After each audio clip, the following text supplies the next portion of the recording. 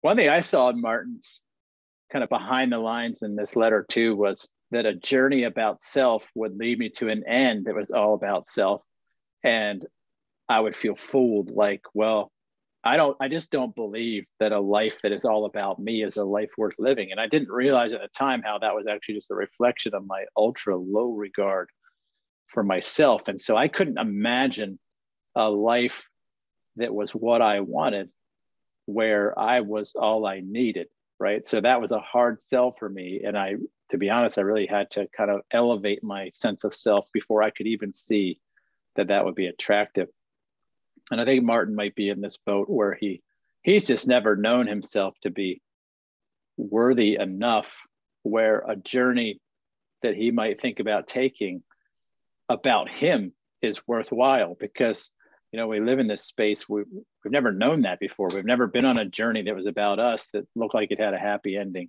No, I think Yeah. it's true. If it's all about me, what's the whole point of marriage? One of our local meetups was, what's the whole point? Why marriage? Why do that? And the only good reason is because I want to. I like it. I'm going to creep you out with this analogy too. As you know, I use horses a lot. Not everybody likes horses. Not all men like women. Not all women like men, right? But if you want a life of partnership with a female, and we're talking about heterosexual men here who happen to naturally be attracted to the feminine, masculine and feminine women. Some people like horses. Some people like the way they smell, the way they sound when they're eating. They like the way they feel when you touch them. And yes, I'm talking about our wives, our girlfriends, talking about Martin's wife. We love everything about them. There's some people who treat horses in a very addictive way. They get one, they get two, they get 10. They can't get enough.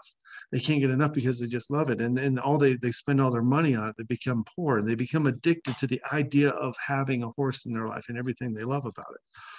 The people who are healthiest with horses have a very healthy respect for the horse and how it is and who it is and what it requires to be in partnership. A man has to know who and how he has to be in partnership with a woman. And it's not just being her girlfriend with a hairy chest. He has to understand the nuances of masculine self-esteem and power and strength and how to be with that in a way that's not addictive.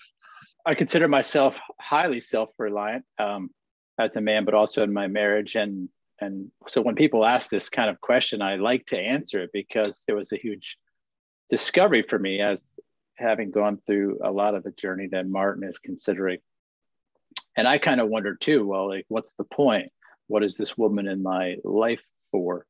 But it was because I only knew an inside sense of deficit that I couldn't even imagine a sense of fullness as a person. And so I couldn't imagine anything that would happen after fullness, that when I'm full, there's stuff you can do with that fullness and it's unlimited. And so where I've kind of landed on that is, having a relationship is a lot like having an easel or a blank book to write poetry in. Like, why do we make art? Why do we paint? Why do we say, or why do we write poems? And I think we do all that to discover what's inside of us. We're bringing something outside, and we're making tangible the intangible. And so for me, I find that my marriage is a place for me to bring this fullness up out of myself and share it with people, not just my wife, my children too. And I have a richer experience of myself, and I'm seeing them, have joy. And it's beautiful because I never feel empty in that. And just to be free from any of that transactional nature and to experience that agape unconditionality. I didn't think that was possible, but I wouldn't want to live without it. It's not that I need it, but I wouldn't want to live without it any more than I would want to live without being able to speak what's inside of me or share something inside of me. So I think marriage and committed relationships in general, they do offer us something, but it's an opportunity to express something deep within us instead of an opportunity to put something deep within us. And that was kind of the transformational moment for me in that regard. View. Yeah. And